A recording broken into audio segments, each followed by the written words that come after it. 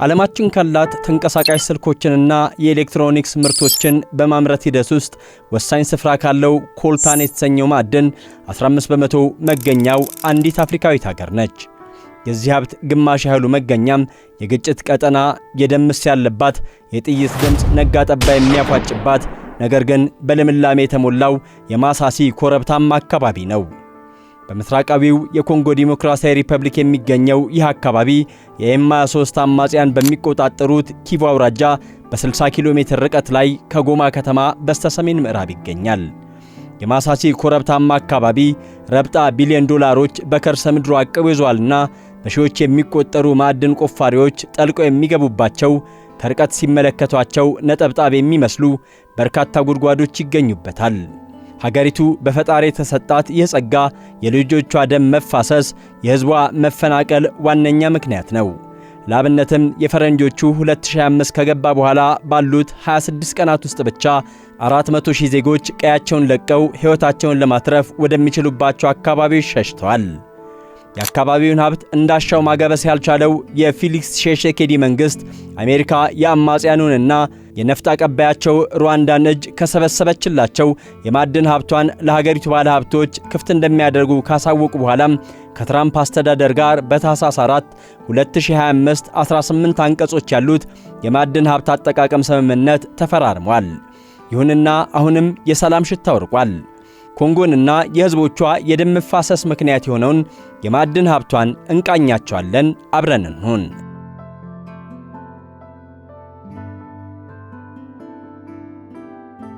አካባቢው የማያባራ ውጊያ፣ የማይገታ የጥይት ተኩስ መስማት የተለመደበት ነው።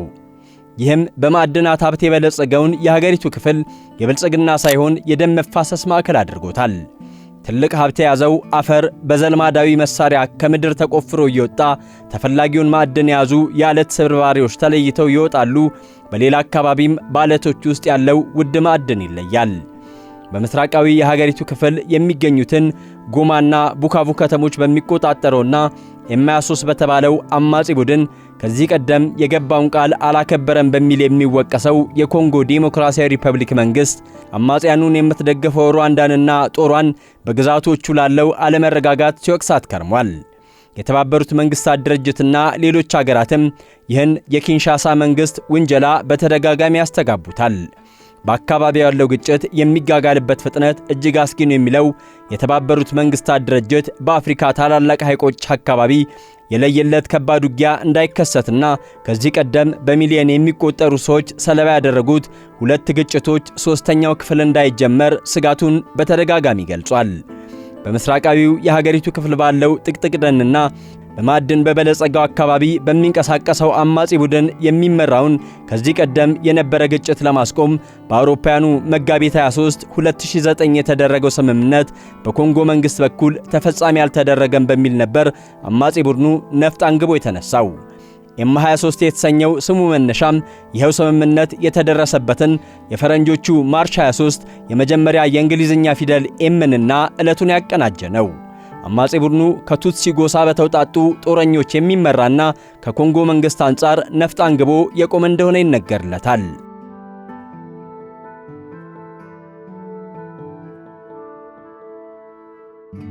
በ2023 እንደ አዲስ በጀመረውና አሁን ድረስ በዘለቀው ውጊያ አማጺ ቡድኑ በምስራቃዊ የሀገሪቱ ክፍል ጠንካራ ኃይል እንዲሆን የጎረቤት ሩዋንዳ መንግሥት እገዛ ትልቅ ድርሻ ነበረው።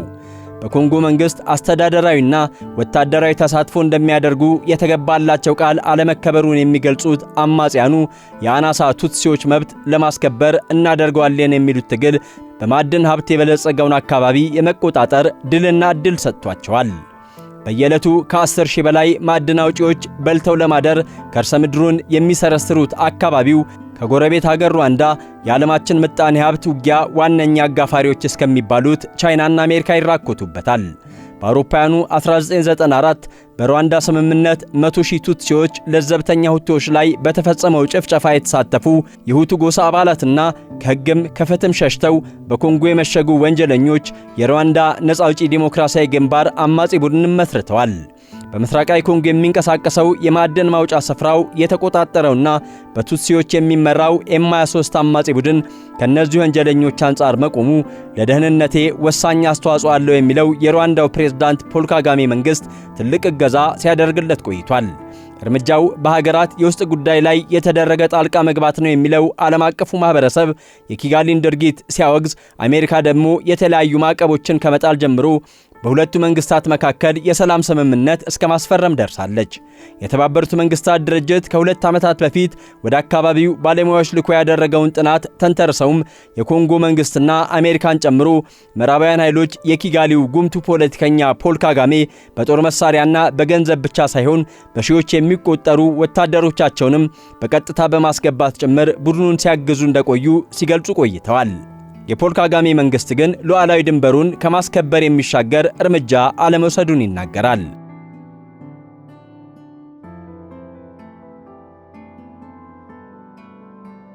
የኪንሻሳ መንግስት በዘር ጭፍጨፋ የተሳተፉ ሁቶችን በጉያው አቅፎ ድጋፍ እያደረገላቸው የምትለው ሩዋንዳ በአውሮፓውያኑ 1996 እና 1998 ድንበሯን በመከላከል ሰበብ ወታደሮችን ወደ ኮንጎ ማስገባቷን ተንታኞች ያስታውሳሉ። የፕሬዝዳንት ፌሊክስ ሴሼኬዲ መንግስት የዶናልድ ትራምፕ መንግስት ሩዋንዳና አማጺያኑን እንዲያስታግስለት የሀገሪቱን ሀብት እጅ መንሻ እንደሚያደርግለት በተደጋጋሚ መግለጹ ፍሬ አፍርቶለት በሰኔ 2025 ዋሽንግተን ላይ ሁለቱ መንግስታት አንዳቸው በአንዳቸው ጉዳይ ጣልቃ ላለመግባት በተልእኮ ውጊያም ላለመሳተፍ ተስማምተዋል። ይሁንና በፊርማው ያልተሳተፈው ኤም23 አማጺ ቡድን ጥያቄ አለው። በምስራቃዊ ሀገሪቱ ክፍል በማዕድን የበለጸጉትን ጎማና ቡካቡ ከተሞች ጨምሮ 2 አውሮፕላን ማረፊያዎችን የተቆጣጠረው ቡድኑ ስምምነቱን የፈረሙት አካላት በየአካባቢው ባለው የጥቅምና የመብት ፍላጎት ወሳኝ ሚና ያላቸው አይደሉም ይላል። የአናሳ ቱትሲዎችን ጥያቄ አንግቦ የተነሳው ኤም23 አማጺ ቡድን በልምላሜ ያሸበረቀው የምድር ወገብ አካባቢ አንጡራ ሀብት የታጨቀበትንና የታላላቅ ሐይቆች መገኛ የማሳሲ ኮረብታማ አካባቢን ለቆ ሊወጣ የሚችልበት ወይም በስምምነቱ ሳይካተት ነፍጥ እንዲያወርድ የሚያስገድደው ሕግ ቢያንስ በወረቀት ደረጃ የለምና የሁለቱ መንግስታት መፈራረም ውሃ መውቀጥ ነው ያሉ በርካታ ታዛቢዎች ናቸው። የዶናልድ ትራምፕ አስተዳደር ሁለቱን ወገኖች የሰላም ስምምነት በማፈራረሙ በኮንጎ መንግስት ቃል የተገባለትን የማዕድን ሀብት የማውጣት ዕድል ቢያገኝም ዥው አድርጎ የሚጠጣውና የሚረካበት ንጹህ ውሃ ሳይሆን አልቅት ያለበትና ጥንቃቄ የሚሻ ጉዳይ ሆኖበታል። በተንቀሳቃሽ ስልኮችና በኤሌክትሮኒክስ ምርቶች ወሳኝ ሚና ያለው ማዕድን በማውጣት ላይ የተሰማሩትን የቻይና ኩባንያዎች እንዲወጡ የምትፈልገው ዋሽንግተን የሩዋንዳ መንግስት አማጺያኑን እንዳይረዳ ማድረግ ቢሳካላት እንኳ ቤጂንግ የማሳሲ ኮረብታማ አካባቢዎችን የሚቆጣጠሩትን የኤም23 አማጺያን ላለማገዟ ዋስትና የላትም።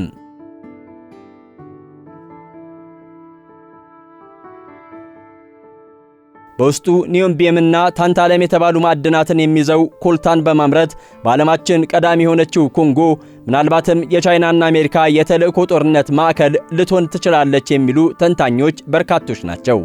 አፍሪካውያኑ ኮንጎ፣ ሩዋንዳና ናይጄሪያ፣ ደቡብ አሜሪካዊቷ ብራዚል እንዲሁም የአሜሪካ ባላንጣ ቻይና በብዛት የሚያመርቱት ታንታለም ከወርቅ አልማዝና ነዳጅ ቀጥሎ የዓለማችን ትልቁ የሀብት ምንጭ ነውና ሽኩቻውን በቀላሉ ማሸነፍ ያዳግታል። ታዲያ አጋጣሚው በበረከት ፋንታ መርገም የሆነባቸው የምስራቃዊ ኮንጎ ህዝቦች የሽኩቻው ስለት ሲፋጭ የሚበላቸው የዝሆኖቹ ትግልም የሚካሄድባቸው ሜዳዎች ሆኗል።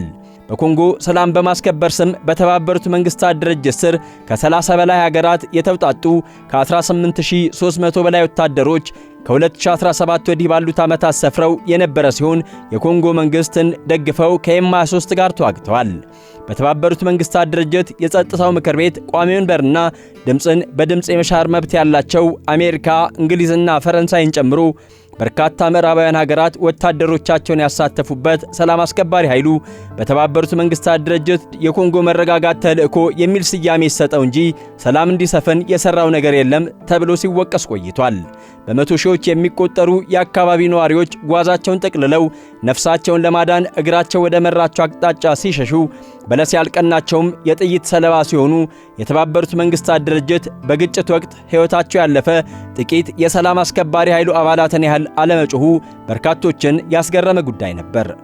ውጊያው እንደ አዲስ ከተቀሰቀሰ ወዲህም በመቶ ሺዎች የሚቆጠሩ አብዛኞቹ ሴቶችና ሕፃናት የሆኑ ተፈናቃዮች ኮንጎና ሩዋንዳ ከሚደናበሩባቸው የሰሜናዊና ደቡባዊ ኪቩ እንዲሁም ከጎማ አካባቢዎች ቢፈናቀሉም የሚያስፈልጋቸውን አስቸኳይ እርዳታ ለማግኘት ለሚያሰሙት ጩኸት የአፍ ማዘጊያ ያህል ብቻ እየተወረወረላቸው ነው። አንጡራ ሀብታቸውን ግን መንግስታቸውና የዋሽንግተን ባለስልጣናት በግልጽና በስውር ተደራድረው የአሜሪካ ኩባንያዎች በ100 ሚሊዮን ዶላሮች የሚቆጠር ሀብት ሲያፍሱ፣ ቻይናም ነገሩን በዓይነ ቁራኛ ስትከታተል የማሳሲ ኮረብታማ አካባቢዎች ላይ የሚደረገው የደም ማዕድናቱ ቁፋሮም ለአፍታ ሳይቋረጥ ጀንበር ሰርቃ ትጠልቃለች። የሀገሩ መንግስት የረሳው አማጽያኑ የሚያጠቁት የማዕድን ሀብቱ ባለቤት የሆነው ሕዝብ ግን ከነመፈጠሩም የተረሳ ይመስላል።